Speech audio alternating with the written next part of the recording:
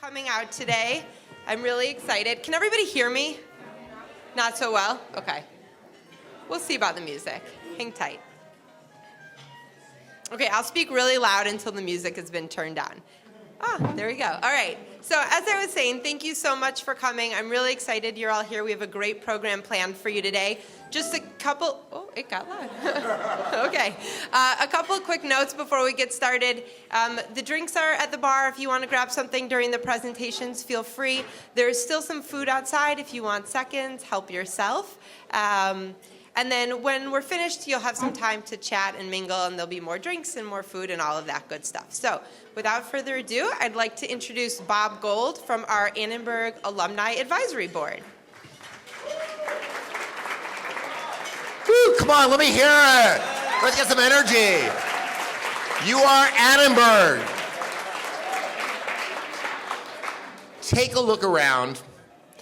Everyone in this room represents what's best about the graduate program at Annenberg.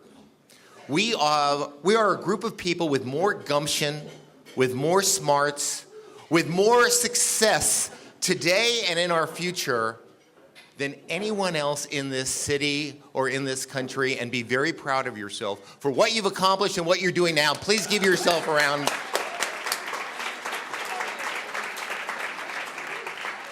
I'm on the Annenberg Advisory Board from Alumni, and I got to tell you, I graduated a long, long time ago. Cell phones didn't exist. The internet didn't exist. The world that we know today was not even a gleam in anyone's eye. I graduated in 1980. Many of you weren't even born yet. Here's what I'll tell you. If I applied today to the graduate program, I don't know that I have the smarts to have gotten accepted the way you have. For those that are currently students and those that are more recent graduates, I have such admiration for all of you. Let's see a show of hands of everyone who's currently a student in the graduate program. Would you raise your hand? And then keep your hands up. How many of you that have your hands up are still working full-time while you're in the program? Take a look. Good for you. All right, good for you. Thank you. So, amazing, amazing panel. You know, I love being involved with this school. For those of you who haven't seen the new building, for those of you lucky enough to be an inaugural class in the new building, wow. And we have a winner here this afternoon. Someone owns a red Mini Cooper parked in the garage. A red Mini Cooper with a license plate 6KAC590. If you know who you are, your lights are on. Seriously, your lights are on. I want to welcome someone who is like the rest of us at Annenberg who've come through, someone who's just inspiring. Many of you know this person because for over 6 years he led all of the international summer program, the ICS program. Many of you might know him because he's also the dean of the debate and forensics team at USC. He has taught many classes at USC, at Annenberg, and he's now the assistant dean of student affairs. Please help me welcome Gordon Stables.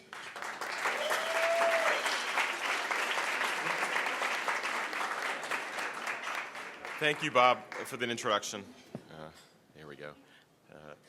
I really can't think of a better way to spend Sunday morning. I'm thrilled to be able to be here with all of you. This represents so much of what's great about Annenberg, and on behalf of Dean Wilson and all the leadership of the Annenberg School, we're so incredibly proud of all of what you've done and all of what you will accomplish, and the value and the strength that you add to the Trojan family.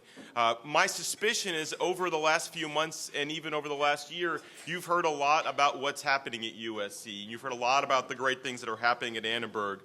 My role here this morning is not only to introduce the person that will help moderate today's panel, but on behalf of Dean Wilson to give you a little bit of an update from our perspective of why we're so excited about everything that's happening at the Annenberg School. I was talking to a few folks this morning. We were describing the building.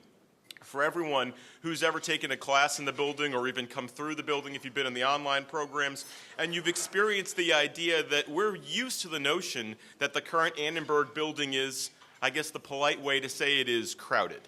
The less polite way to think about, if you look and describe or even look around the building, you can do a little bit of a survey and say, how many classrooms are there really in the current Annenberg building?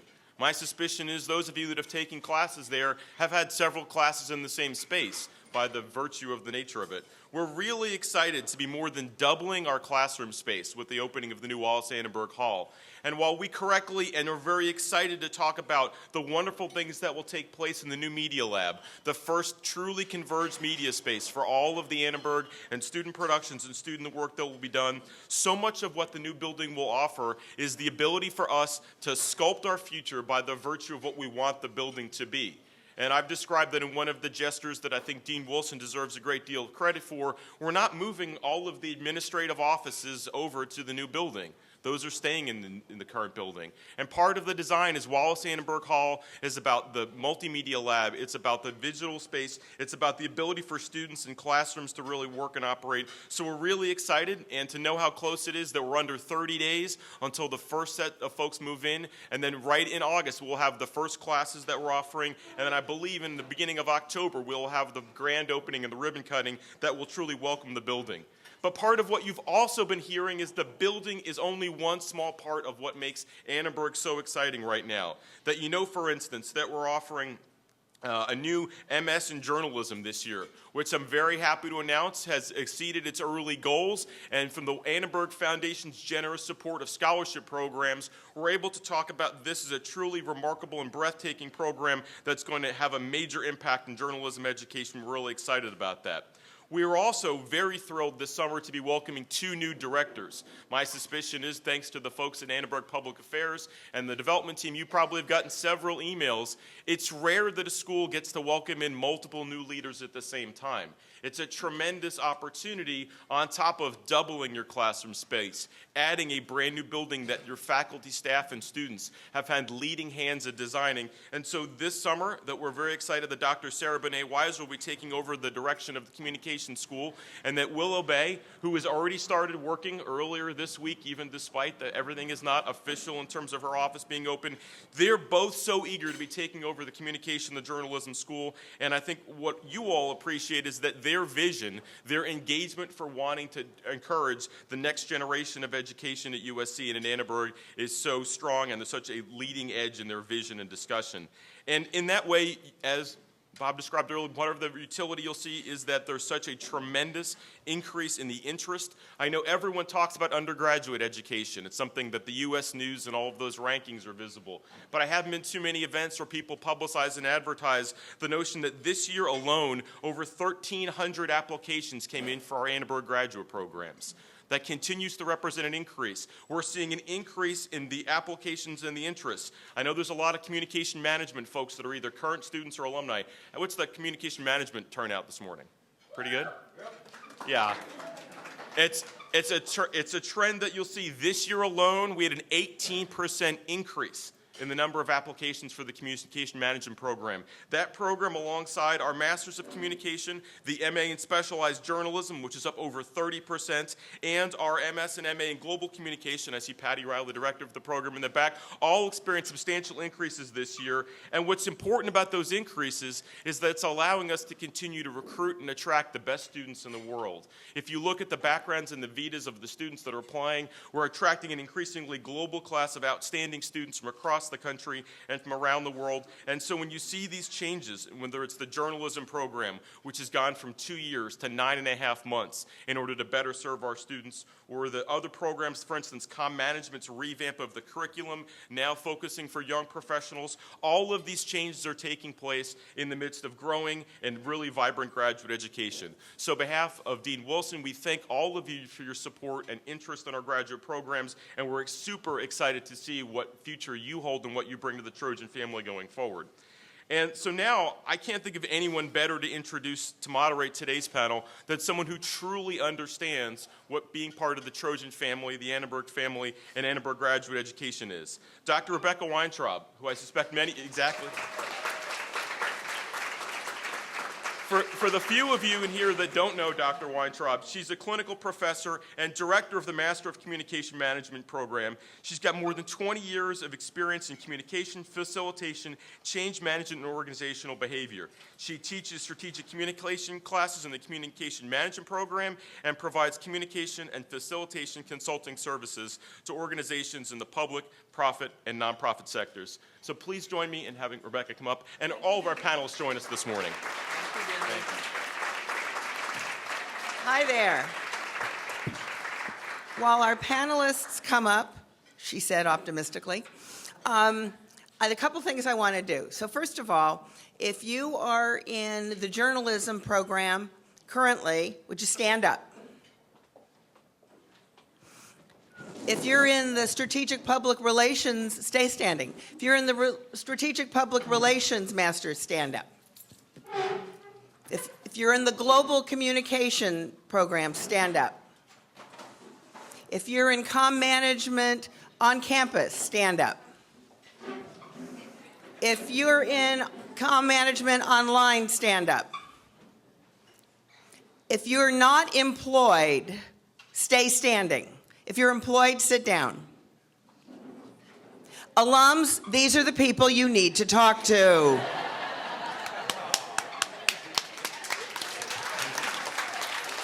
All right, now you can sit down. Hi. So I am going to introduce our panels, and then we're going to get started. And I'm not sure if you're in the order that I have you, so you might just have to wave. So first I'm going to introduce our current students. Manuel Martinez is in the Journalism Master's Program. When he started at Annenberg, he was interested in feature writing and long-form journalism, which came from his undergraduate degree at the University of Irvine. At least it wasn't UCLA. But he found his true calling in data journalism. He's tailored his second year to learning the nuances of data learning by taking programming classes at Viterbi, making him an N of 1. If you don't know what an N of 1 is, you need to take your stat class again. He is currently attending conferences hosted by investigative reporters and editors, and he has chosen a data-driven project for his master's thesis. And he was named a 2014 Google Journalism Fellow. So that's Emmanuel.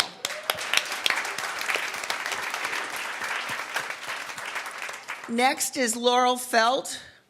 Laurel is a doctoral candidate specializing in 21st century learning. She's an instructional design specialist with the USC Joint Education Project, which is one of the largest service learning organizations in the country. From 2010 to 2012, Laurel was the lead research assistant for the USC Project New Media Literacies.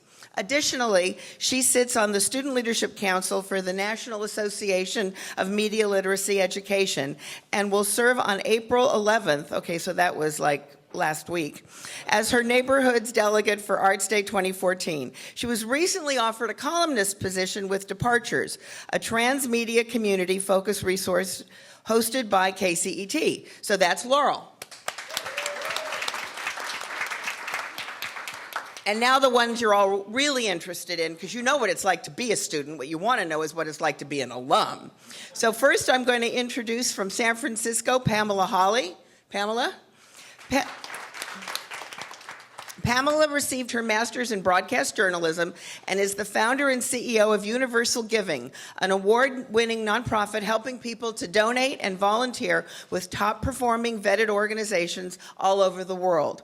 She is a winner of the Jefferson Award, the Nobel Prize in Community Service, and has been invited to 3 social innovation events at the White House. She is an expert blogger for Fast Company and CS Wire. Thanks for joining us, Pamela. Next, we have Dr. Kim Osborne. Kim received her master's in communication management and has also flown in to join us today.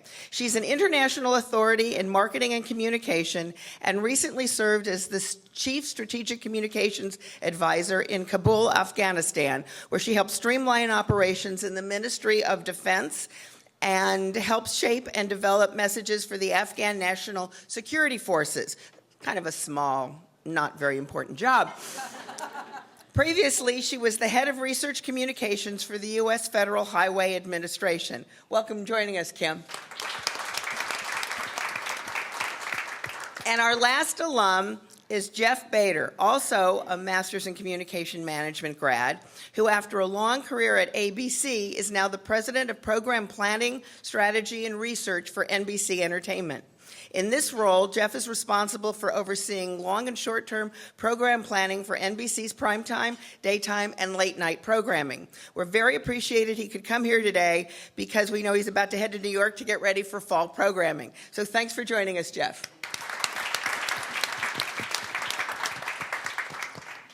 So I'm going to ask a few questions to the alums, and then we're going to let you ask some questions for the alums and for the students. So I'm going to ask each alum to answer this question, and we'll start with you, Kim, if you don't mind. So I want to ask two questions together. I want to know, how did your USC Annenberg experience impact you professionally? And what was the biggest surprise in your career trajectory that you think that your degree helped prepare you for? And don't talk to me, talk to them.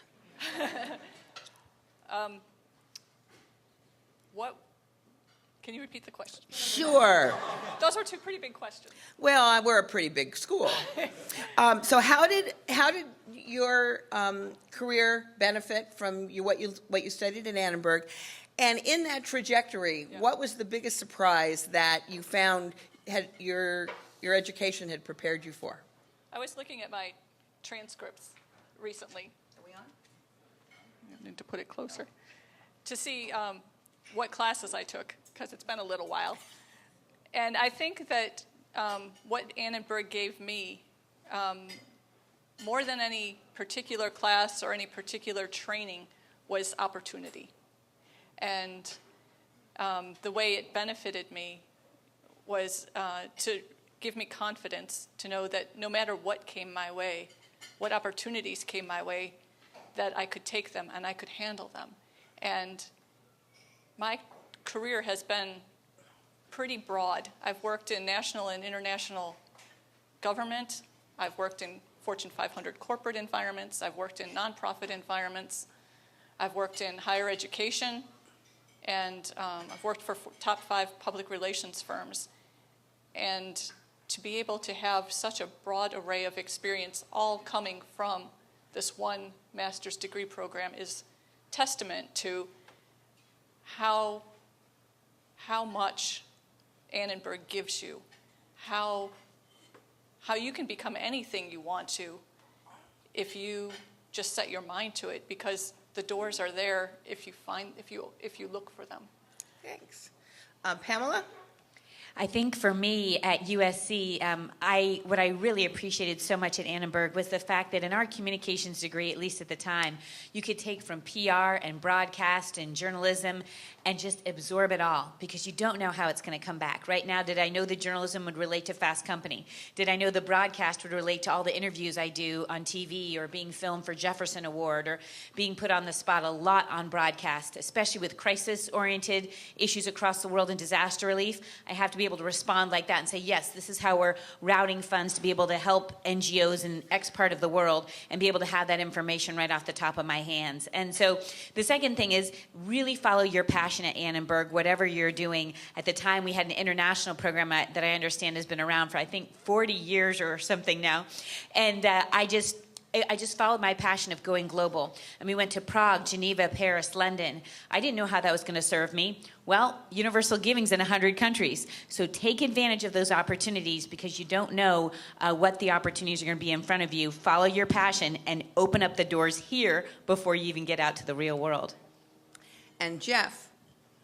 So this is a little bit of a longer answer, because I think unlike most people, when I graduated from college, I had no idea what I wanted to do. I assume that's most people. I was applying to graduate school in clinical psychology. I wanted to do child psychology, then family counseling, when I realized dealing with kids, you really have to deal with the family dynamic.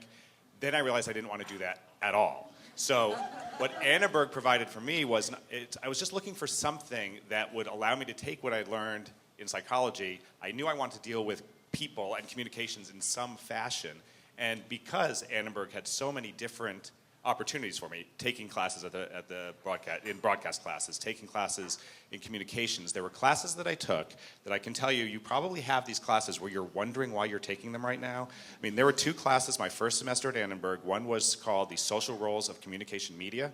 The other was called The Social Dynamics of Communication Technologies. At the time, I could not tell what the difference between the 2 classes was. And if you think about, I graduated in 1986. So that was pre-internet. That was pre-cell phone. That was back when a phone company was the people responsible for that thing on the wall that you talked into. Now, today, your phone is your TV, it's your internet, it's all these things that didn't exist before. That's what those classes were about. It was preparing us for all the changes that were coming about. And at the time, even some of the things I remember, there were a lot of friends of mine who were in Annenberg who are in the entertainment industry now. We were talking about this a few weeks ago because the idea that we are working in a business now that TV that is almost obsolete. And when we were in graduate school, we had a professor who told us that there were these things called LPs, records, that were not going to exist in another decade. And we're like, you're crazy. So you should grasp onto the most far-fetched things you're hearing because they're going to be true. And what Annenberg allowed me to do then was I ended up getting a job in research at NBC while I was still at Annenberg. It allowed me to continue doing what I liked doing, which was working with, I was actually trying to get into children's programming at the time, and it started with children's research. And then it was just, again, following your passion. I just did what I did until I didn't want to do it anymore, until I didn't like it, and started looking for something else.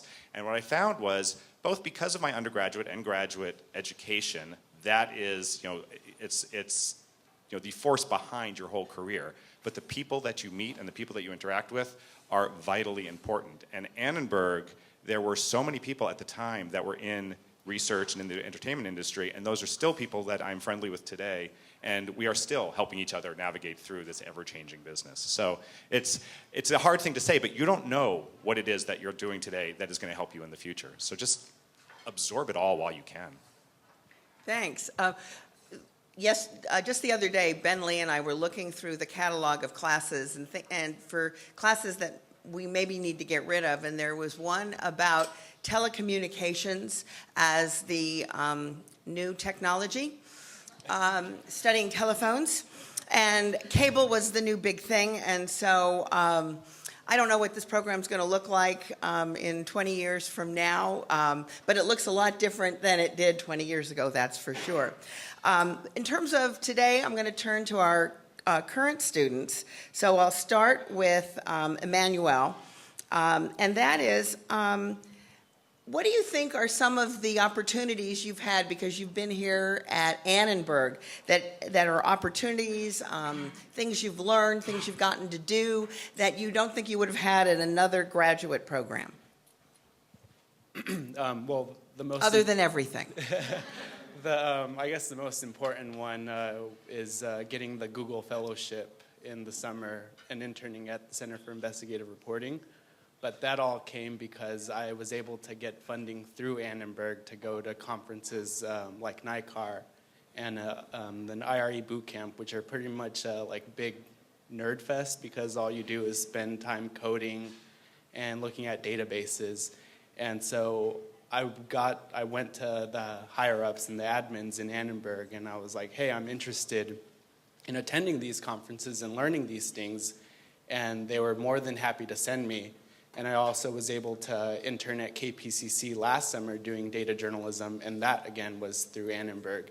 And I guess what the alumni have said, that all that was because, I was remotely interested in this opportunity, in this data journalism stuff, and so I just pursued it, and now I'm going to be interning for investigative reporting in the summer. So I guess, yeah, that has been the thing that I've been able to take away from Annenberg.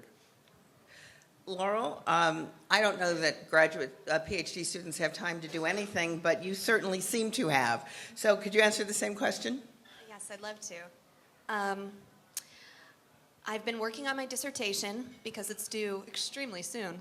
And I realized that the best way to start that paper was to begin with a story.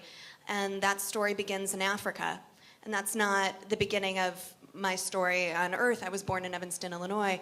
But during the first year, or I should say early in the fall of my second year of my PhD, I was introduced to a graduate from the comm management program.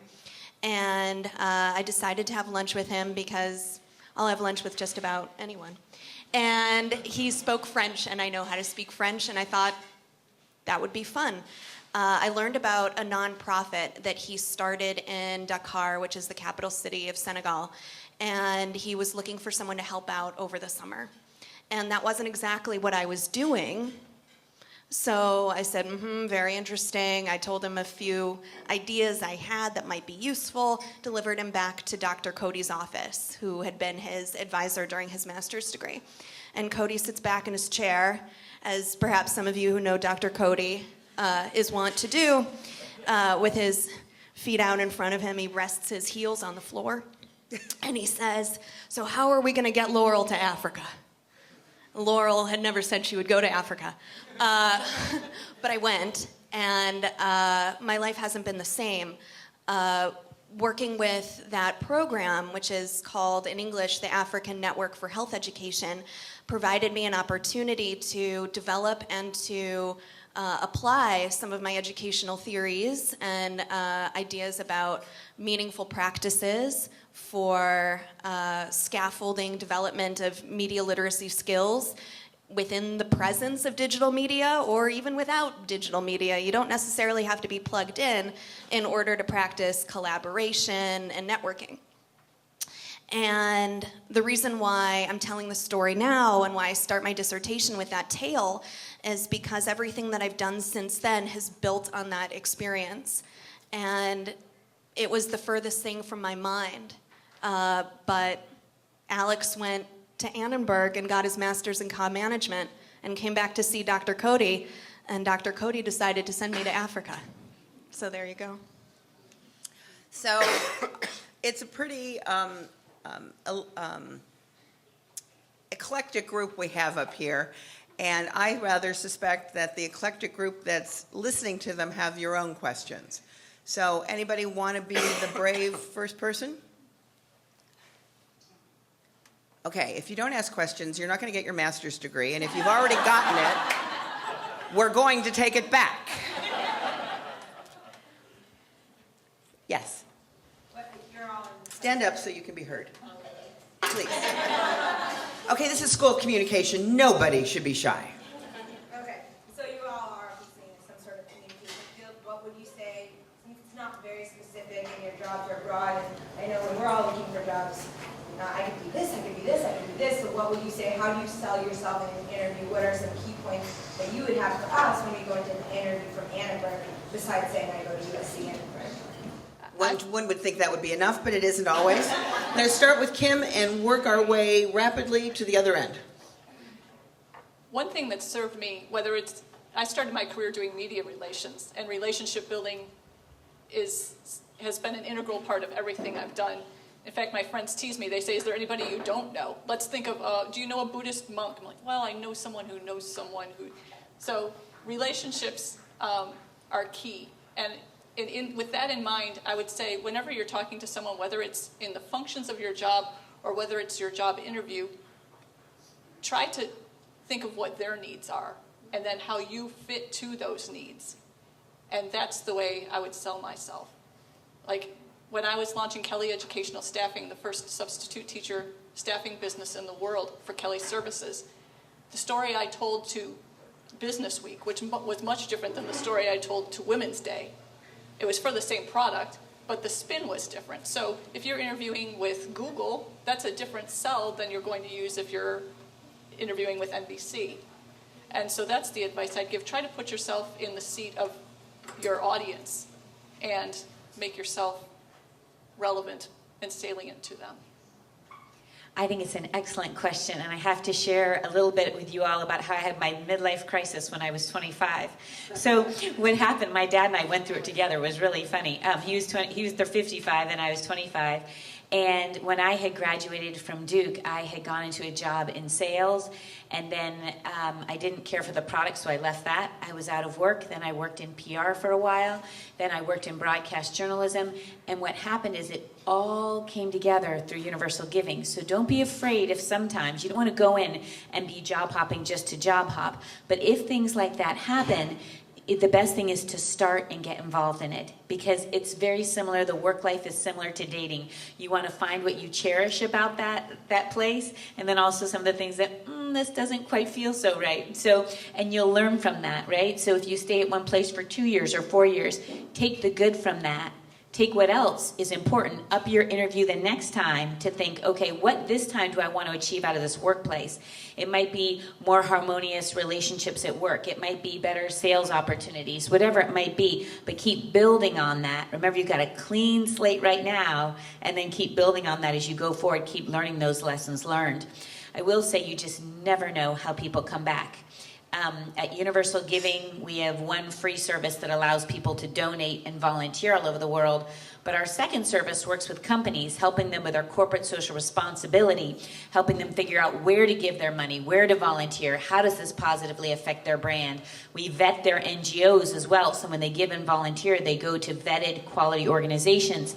And my point is that the people in CSR in these companies, they often leave their jobs, and they will go right to another company and to another one. So you're not going to get rid of people in this world. They'll just be switching around different companies that you're interface with. So make sure you have, positive relationships with those who are around you. I'll jump in very briefly. I teach public speaking at Annenberg and will continue to do so this summer and in the fall. And one of my assignments for my students is to construct an elevator pitch. So I recommend that you and I both work on that one. And when the focus isn't on us, when the question hasn't been, so tell me about you, then I would take the opportunity to learn more about the organization and to ask about how it works, to show your genuine curiosity, which I'm sure all of you have, otherwise you wouldn't have pursued graduate school. And along the way, as you're listening to this information, summarize and restate. That helps them to know that you're listening. It shows that you're intelligent and that maybe you know a big word or two, or a scientific term, or there's a way that you can add some perspective that they hadn't thought of before. So it immediately shows your value add and helps them perhaps to make some discoveries within the course of your conversation. So there you're already delivering value. We were just talking about this out in the courtyard. I always say the same thing to people who are out in the job market.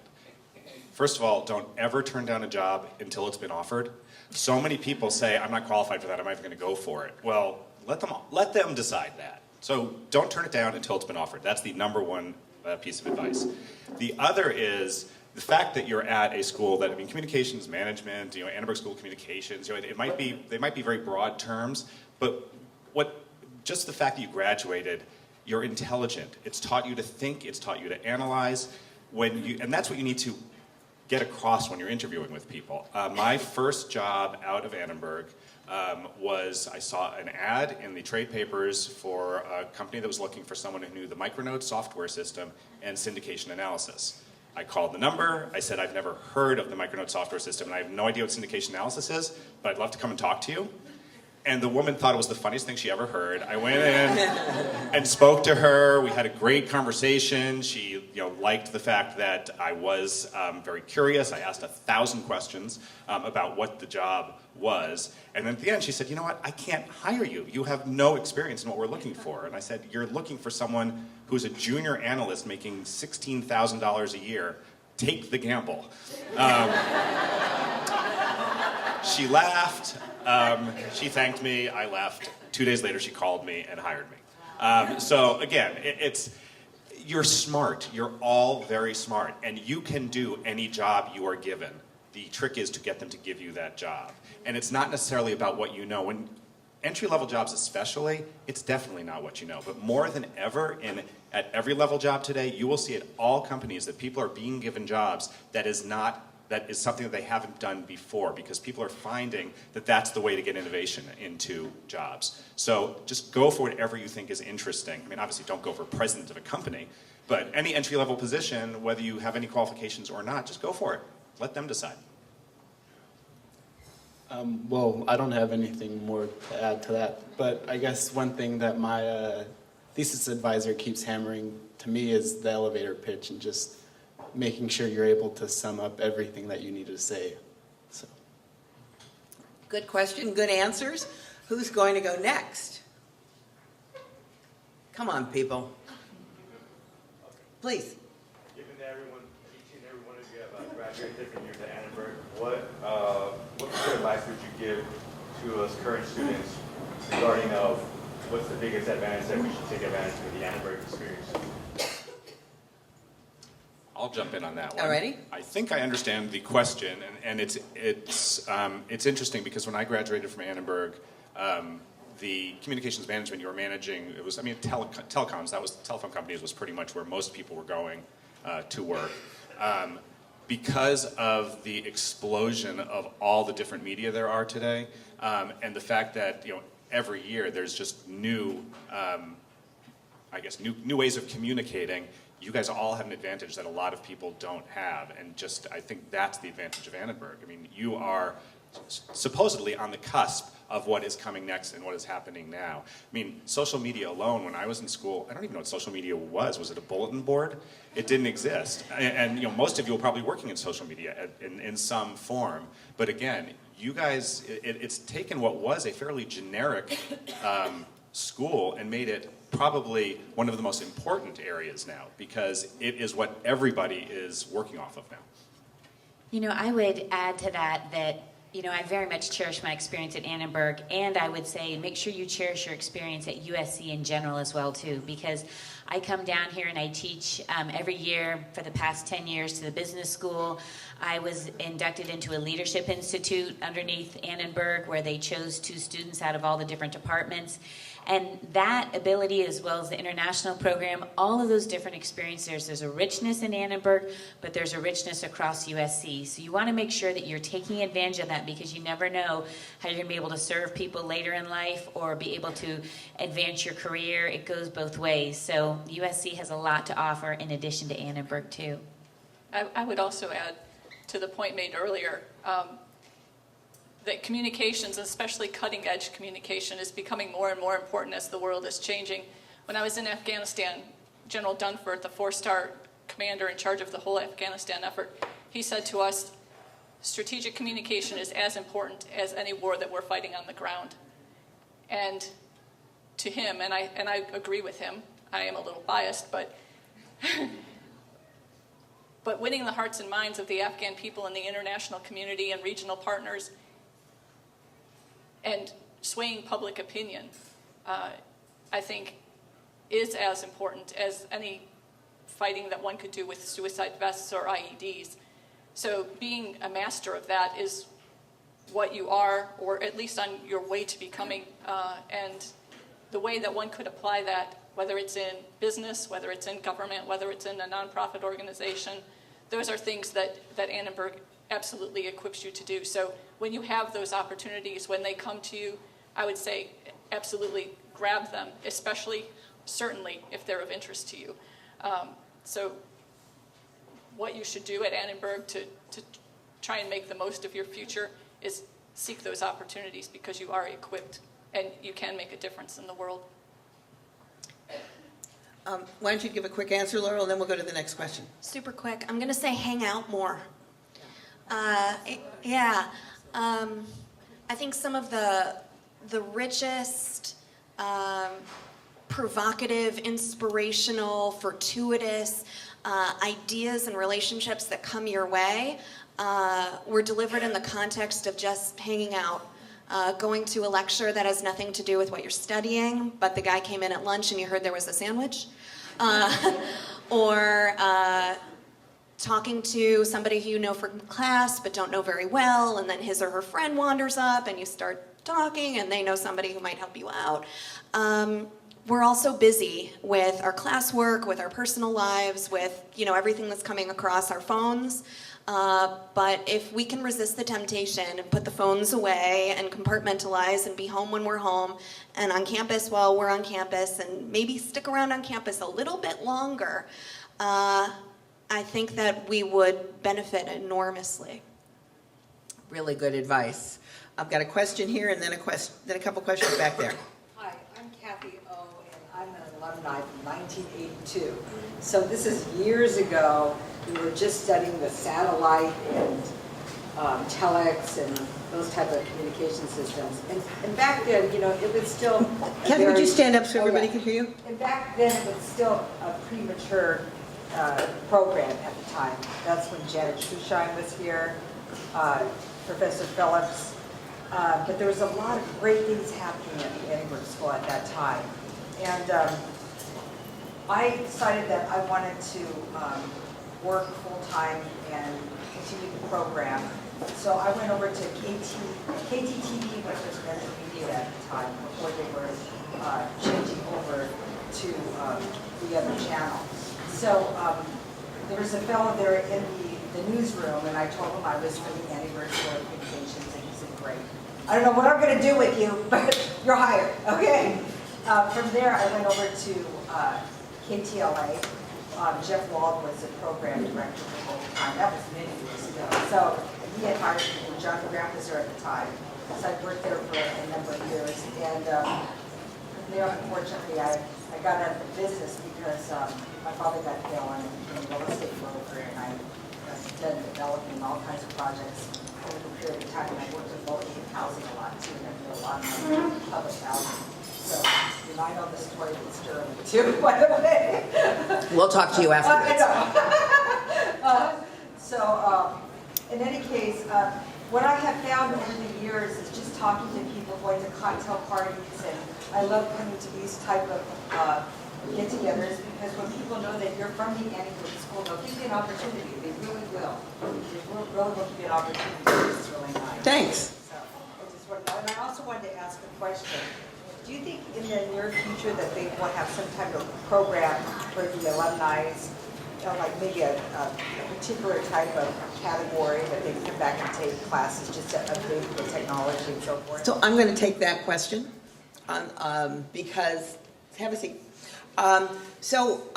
We have some programs like that. We have certificates in communication management for people just like you who went through in the dark ages. It's okay, I got my PhD. I got my PhD from Annenberg in the dark ages.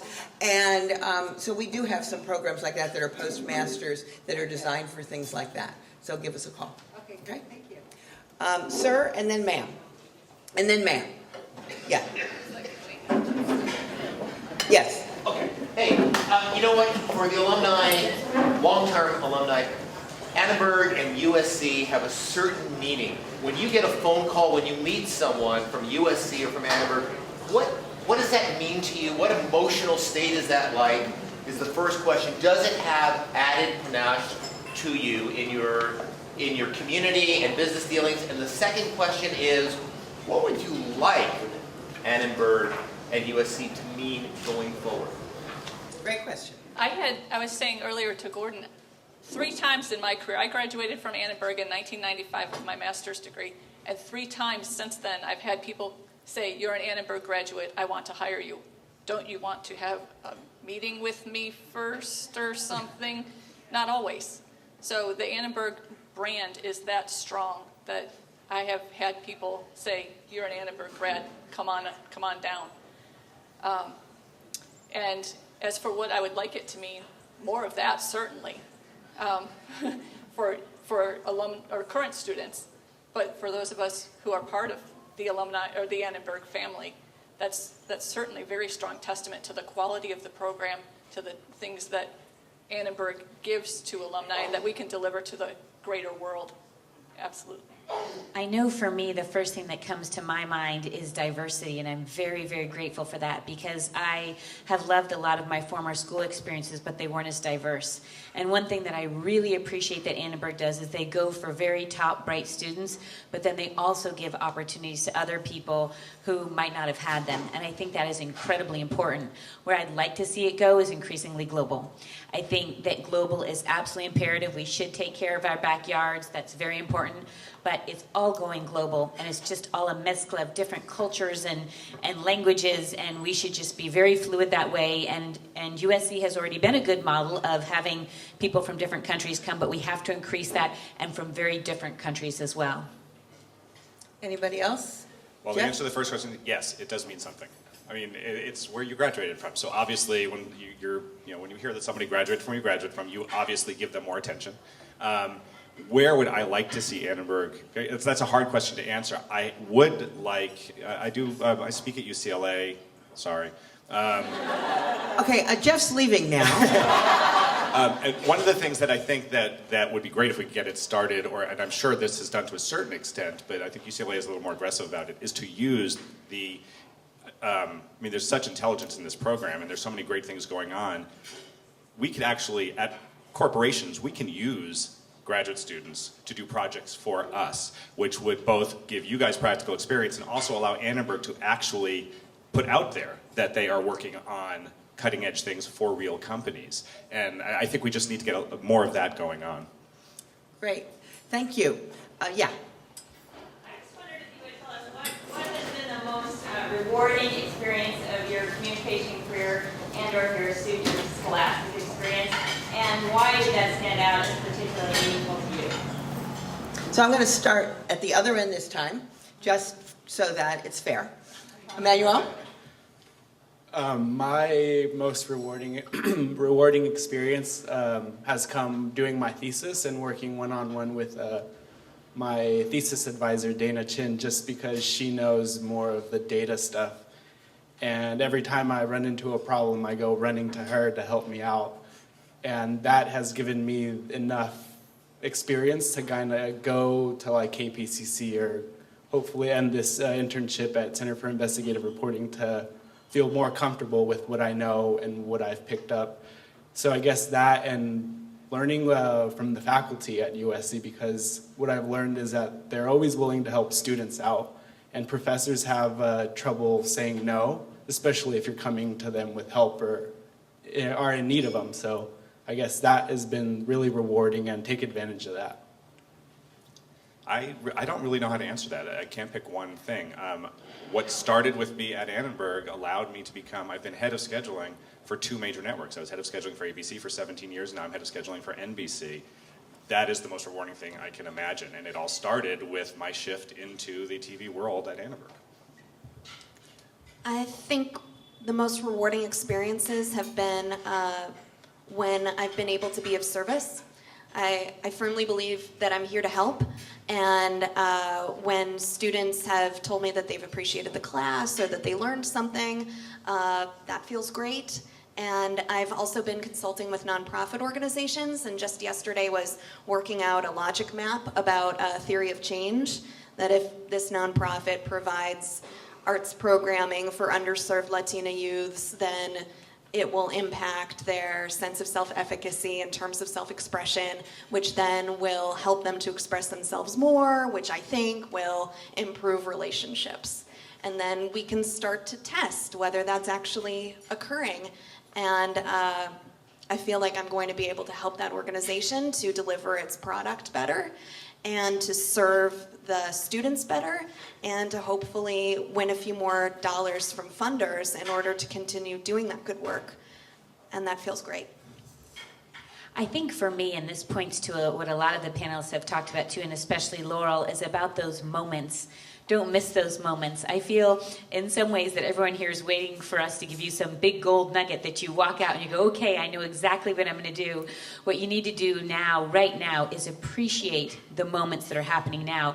You don't know. You might have met 5 people here today who are not the panelists, who are going to be really kind friends, major bigwigs, someone who helps your daughter, we don't know, but value those relationships. I'm going to point to 3 close moments very special to me at USC. One was the woman that I worked for in my scholarship. She was the director at Fox News, and I was so nervous. I was 23, I was working underneath her, and I just remember her just being so, she was under pressure all the time. She was very, very direct to me, and I wasn't used to that at all. My parents are best friends with a spark, and I've never heard an argument with them, and so I was very intently needed to do what was right for this woman. We gained so much respect for each other. It's 20 years later, and we're still in good contact. And what's interesting is she's switched into a lot of different roles. She's now able to come back and help Universal Giving. And it's been 15 years since we've worked together. So that's precious. The second thing was when I was doing my broadcast and practicing my stand-up, every time on the way to the business school when I teach there, there's this little courtyard. And it's so special to me, and I get tears in my eyes because it's where I practiced some of my first stand-ups 600 times in a row. The crisis in Afghanistan has just broken out. The villagers, I did it again and again and again and again. But those were those moments of realizing what you need to do to be a good, genuine on-camera persona. Don't forsake those moments to become an excellent professional here.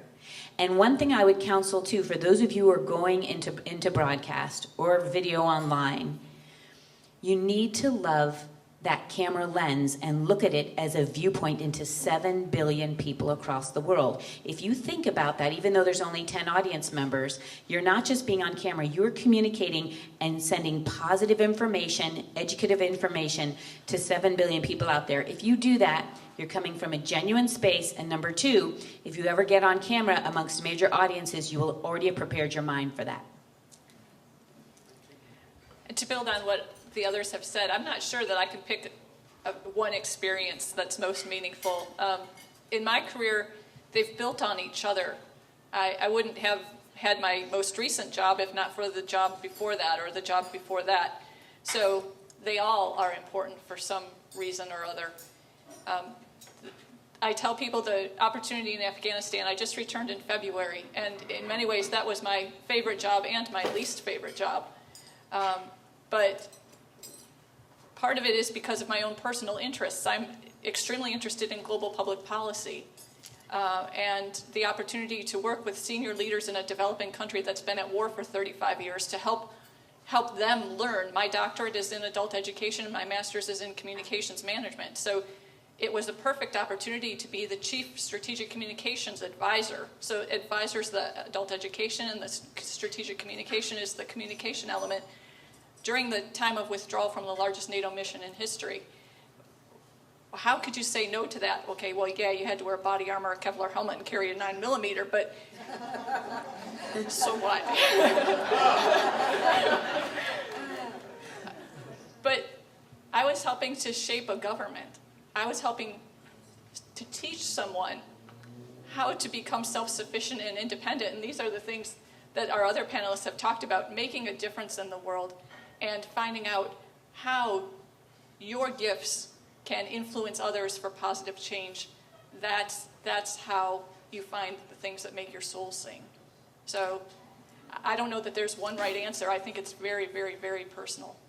And we have one last question. So my question is kind of two-part. One is, what is your aha moment that you knew, like, this is what I want to do, and it clicks? You move kind of from jobs to jobs, each one of you guys. And that moment that's like, you know what, this feels right. And the second thing is, what's one thing you would share that people don't know or should know? It's that kind of thing. Ooh. I'm going to let you all choose who goes first on that one. I think for me, my aha moment was, as I told you, I went through my, what's your name? I'm Chaya.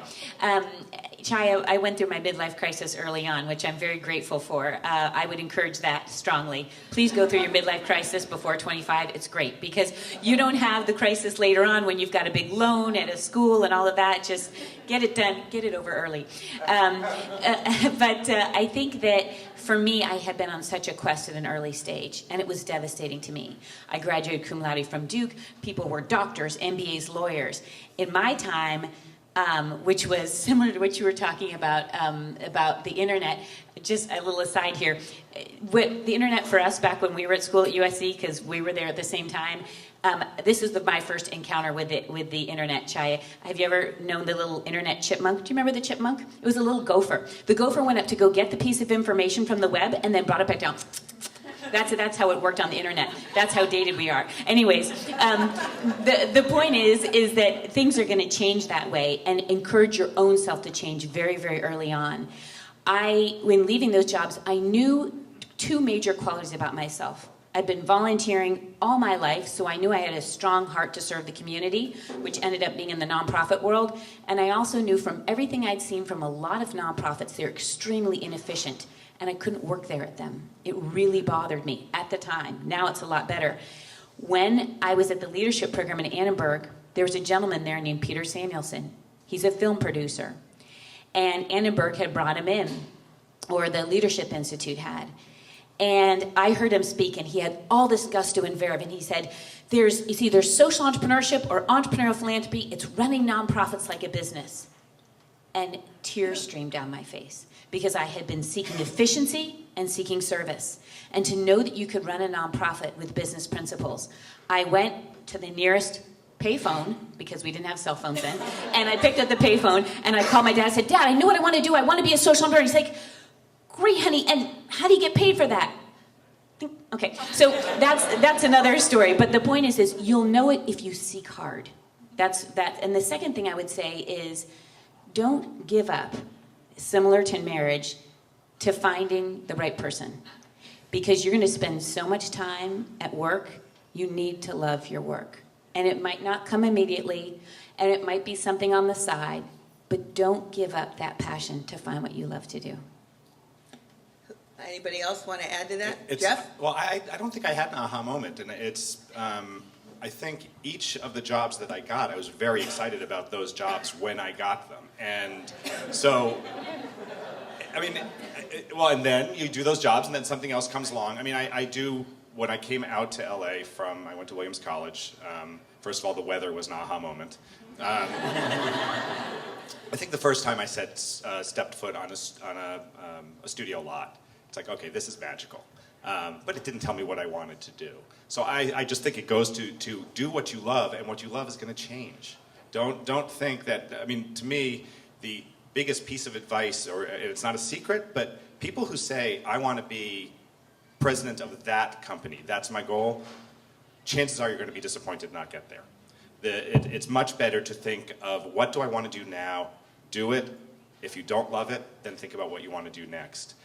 It's great if you're the type of person that can think, I want to be president of Facebook and then get there someday, but it's really unrealistic. And I do think that the people that I know who have been most successful in their careers have done what I did, which is get your foot in the door, do the best possible job you can, show, I mean, best piece of advice, do whatever your bosses want you to do the way they want you to do it first, then do it the better way, and show that to them. But make sure you do it their way first. But I think just try and always enjoy what you're doing, and you won't always enjoy what you're doing, and that's when you should look to see what you want to do next. I have to echo that as well. And as Jeff said, don't be afraid to change, because the person you are today is going to be different than the person you are in 5 years, 10 years, 15 years. And your experiences will shape you. Your obligations will shape you and your decisions.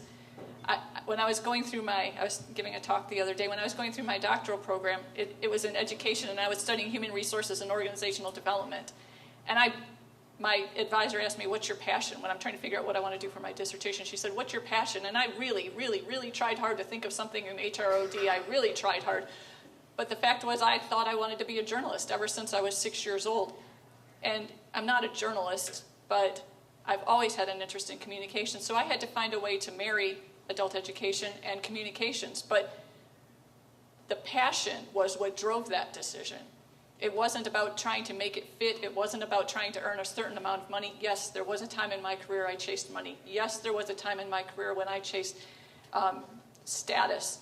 But at the end of the day, those aren't what drive you. That's not the continuity in the career.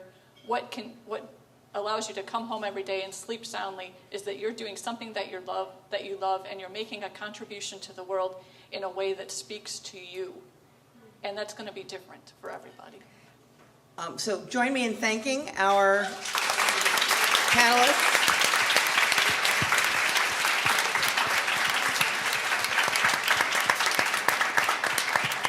I want to end, and before I turn this back to Mara, with a couple of things. One, to speak to the globalization point. I don't know the statistics on every program, but I do know the statistics for the incoming classes, for strategic public relations, and for communication management. And both programs will have more than 30% of their incoming students being global. The second point is that next week we will be graduating our second class or group of classes, I guess, from the online communication management master's program, where we've had 2 students who were in Afghanistan at the time with the U.S. military going through the program. And which is very exciting for us. And I want to introduce you, because mostly we don't see them. We have a few online students and graduates here, so I wanted to ask them to stand and acknowledge them, because they're live and in person.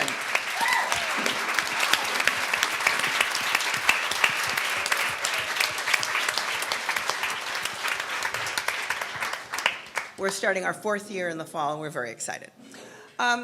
I really want to echo one of the points that all of our panelists made, and that is to stay open to possibility, that you don't know what's going to happen in the future. When Jeff went through, who knew about Twitter? When I got my doctorate from USC in 1910, wrote the dissertation on a typewriter. Said that to one of my students, and they looked at me, in horror. And I said, well, it was an electric typewriter. And one of them said, was there ever any other kind? I said, do you know why it's a return key on your keyboard? Never thought about that.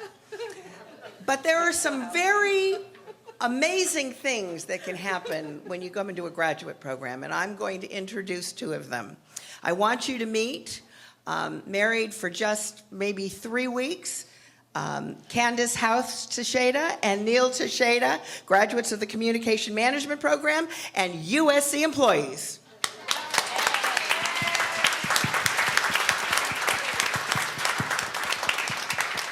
So come to USC and you can find a spouse. Mara, they're all yours.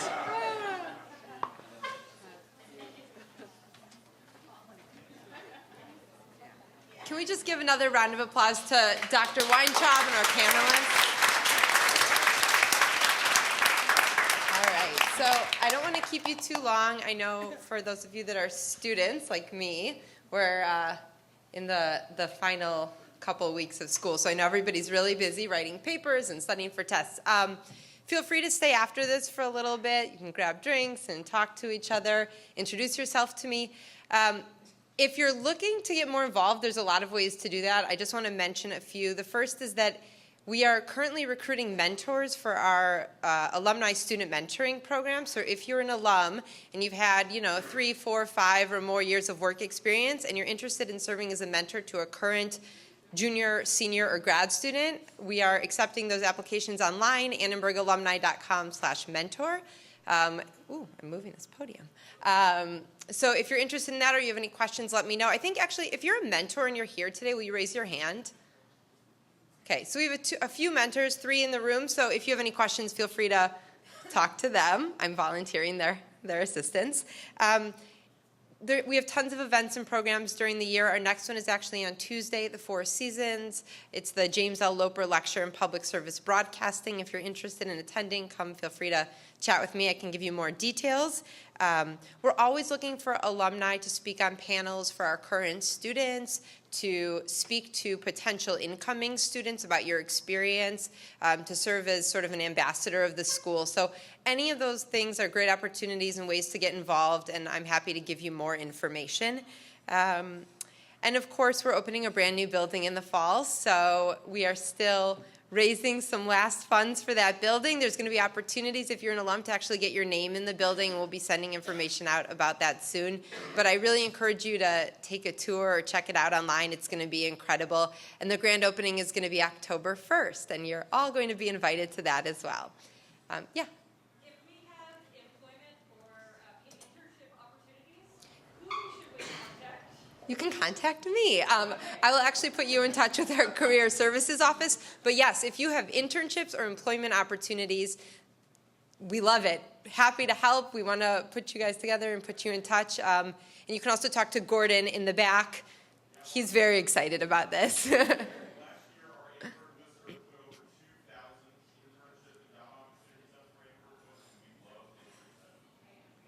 Yeah, so come find either of us. Happy to steer you in the right direction. So that being said, thank you so much for coming out today, and I really look forward to seeing you at another event soon.